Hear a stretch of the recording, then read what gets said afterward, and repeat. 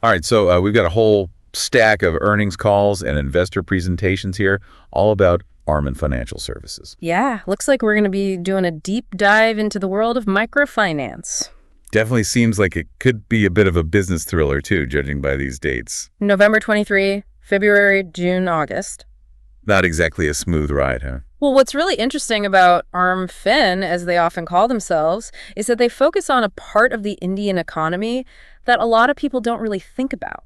You mean like the informal sector? Exactly. Like all those small businesses and micro-entrepreneurs, folks who maybe don't have traditional credit histories or fit the big bank mold? Yeah, they're kind of like the financial backbone for a whole segment of the population that's often overlooked. Okay, that is pretty cool. It is, but looking at these calls, they mention things like over-leveraging and credit costs. Yeah, makes you wonder if maybe they got a little carried away with giving out loans. That's definitely one of the big questions hanging over ARMANFIN right now. So to understand what went wrong, we need to figure out what they actually do right. Right. So they keep mentioning microfinance, MSME loans, even two-wheeler loans. Yeah, it's a lot to keep track of. It's like a whole financial alphabet soup. Think of it like they have different tools for different needs. Okay, I like that analogy. Their core business is microfinance. Okay. And particularly what they call JLG loans, which stands for Joint Liability Group loans. Joint liability group loans. Basically, imagine a small group, often women in a village. Okay. They come together to borrow a relatively small amount of money.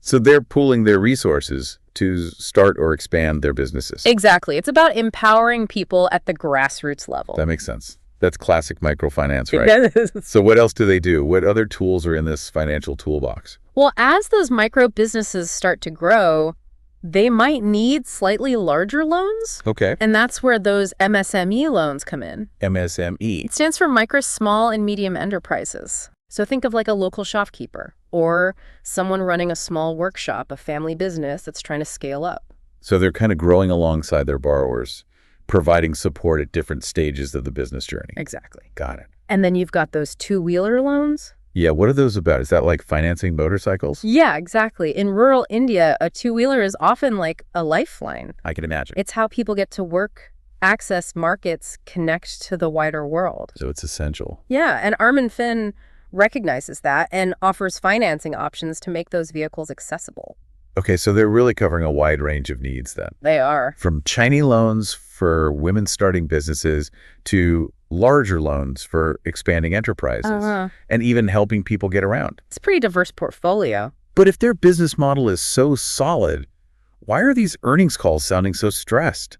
Well, lending to the informal sector, it's not without its challenges. Right. I can imagine it's not as straightforward as lending to someone with a regular paycheck and a credit score. It's a whole different ballgame. So one of the things that keeps popping up in these calls is this term asset quality stress.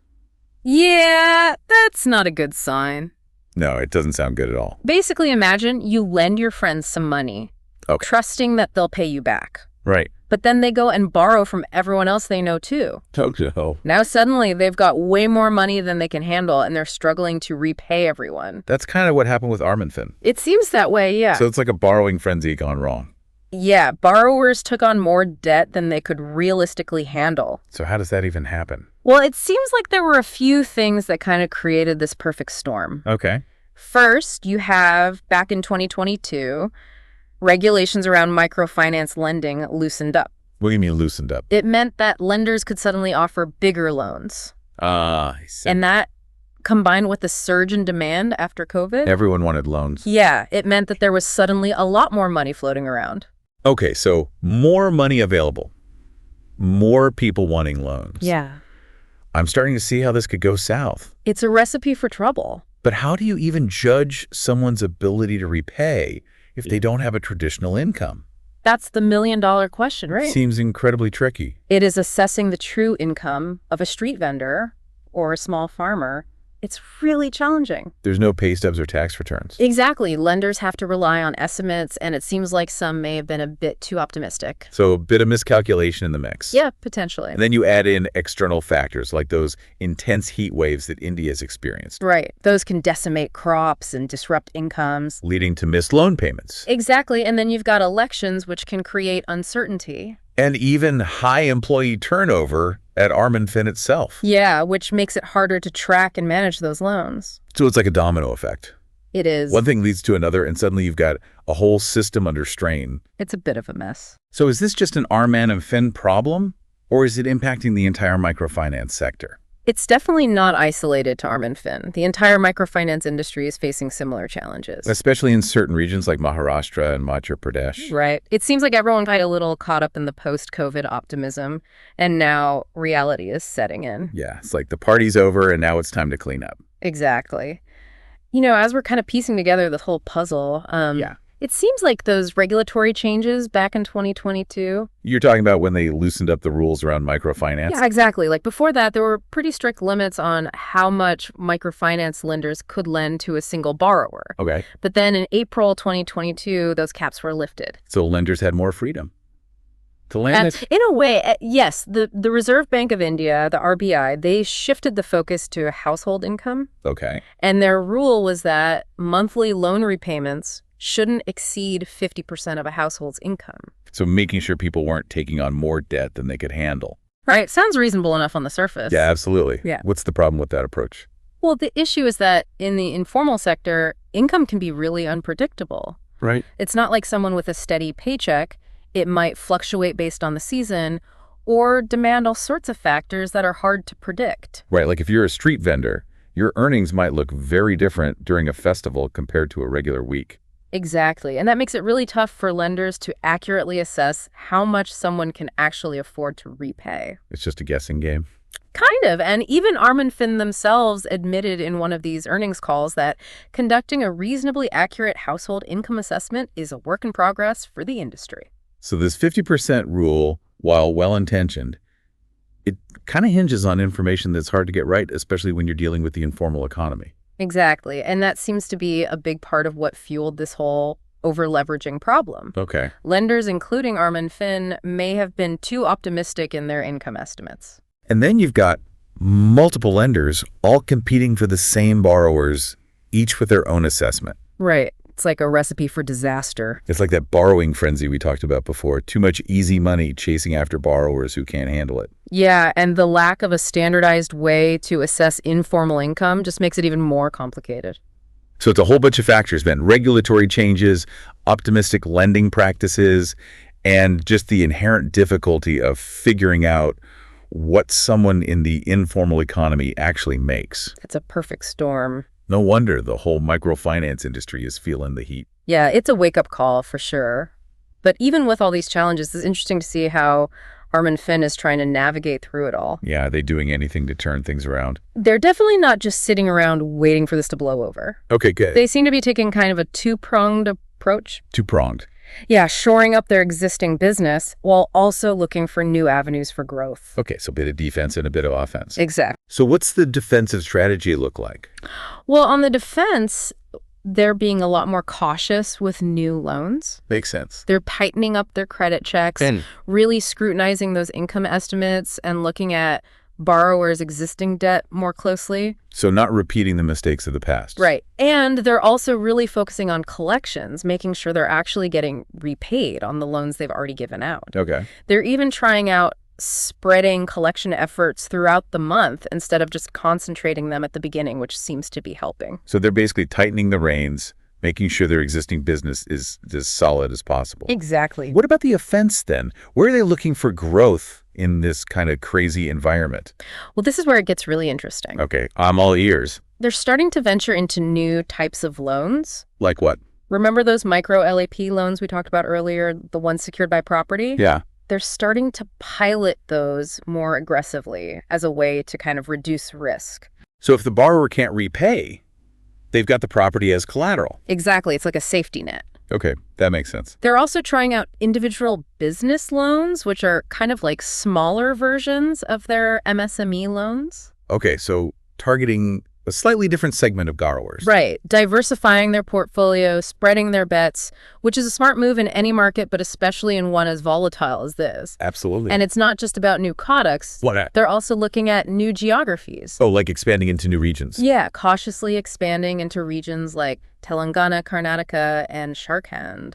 Places where there might be less competition and hopefully less over-leveraging. Exactly. It's like finding fresh territory. Untapped potential. And on top of all that, they're even embracing technology to get smarter about their lending practices. Okay, how so? They're starting to use machine learning algorithms. Machine learning? Wow, that sounds pretty high-tech. It is. They're using it to try and predict which borrowers are most likely to repay their loans. So using data to make better decisions. Exactly, and potentially even revolutionize the way lending works in the informal sector.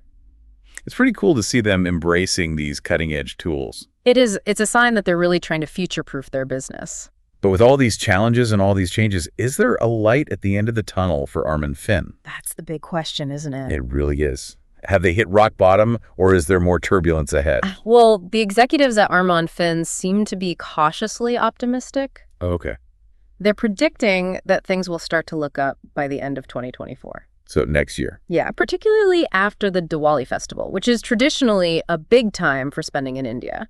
So they're hoping for a bit of a festive boost. It seems that way, but they're also realistic. They know this isn't a quick fix. It's going to take time. It could take a while for the whole microfinance industry to fully recover from this over-leveraging episode. So it's a waiting game. In a way, yes, but they're not just waiting passively. Right? They're taking action, changing their strategy, trying to come out of this stronger. Exactly. It's a testament to their resilience and their willingness to learn from their mistakes. And speaking of learning, I'm curious to hear more about this whole electric vehicle thing. Oh, yeah. That keeps popping up in these calls. It seems like that's another area where ARMAN Fin is having to adapt and maybe even capitalize on a big trend. That's a great point, the rise of electric vehicles. It's definitely shaking things up, especially when it comes to their two-wheeler loan business. Yeah, let's dive into that in the next part. This is getting really interesting. All right, so we're talking about this whole electric vehicle thing. Yeah, it's a pretty big deal for ARMAN Fin. It seems like they're caught between a shifting market and a potential opportunity. It's a fascinating dynamic, for sure. Yeah. You know how ARMAN Fin is really big in the two-wheeler loan market? Right, all those motorcycles and scooters that are just so crucial in rural India. It's how people get around. Like a lifeline for so many. Exactly, but the rise of electric vehicles, those EVs you hear about everywhere, Yeah. that's having a big impact on that whole market. Yeah, I can see how that would be the case. People are probably hesitant to buy a traditional gas-powered bike if they think an electric model might be coming out soon. And if it's cheaper and more efficient, even better. Exactly. And that hesitation is actually impacting sales in the short term. Really? Yeah. In one of these calls, ARMAN Fin's management actually mentioned that two-wheeler dealers were pretty disappointed with sales during the recent festive season. Which is usually a boom time for them. Exactly. It's like everyone's waiting to see what happens with EVs. So it's a dip while the market figures itself out. Yeah, but here's the interesting thing. What's that? ARMAN Fin isn't just sitting back and watching this happen. Okay. They're already starting to get involved in EV financing. So they're embracing the electric revolution. They're definitely exploring it. What's really interesting is that they even talked about how the Indian government is thinking about getting rid of subsidies on electric two-wheelers. Wait, really? Wouldn't that make EVs more expensive? It might seem counterintuitive. Yeah. But right now, the EV market is really reliant on those subsidies. Okay. And ARMAN Fin seems to think that as the technology gets better and production scales up, Yeah. the cost of EVs is going to come down naturally. So it's like short-term pain for long-term gain. Exactly. They're betting that the EV market will eventually become self-sustaining without needing government support. So they're playing the long game. Exactly. And when Yeah. that happens, they'll be ready. Smart. It's a really good example of how they're adapting to a changing landscape. Yeah. And it goes back to what we've been talking about this whole time. Their ability to evolve. Yeah. And to find opportunities even when things are tough. It's impressive to see them thinking ahead like that. Definitely not just reacting to the current problems, but actually planning for the future. It's a sign of a company that's not afraid to change. So how would you sum up ARMAN Fin's story right now? I'd say they're at a crossroads. Crossroads. They're facing some real challenges, but they're also showing that they can adapt and innovate. They're owning their mistakes, trying to fix things, and exploring new possibilities. And they're not afraid to try new things like those machine learning algorithms. Yeah, they're definitely a company to keep an eye on. Their story is far from over. It's going to be interesting to see what they do next. Absolutely. Well, for you, dear listener, if you found this whole deep dive into ARMAN Fin interesting, Yeah, definitely do some more research. there's a whole world out there of microfinance and informal economies, and it's constantly evolving. It's a reminder that even when things are tough, There are always opportunities. for those who are willing to adapt and try new things. Thanks for joining us on this deep dive. We'll be back soon with another fascinating story from the world of business. Until then, stay curious,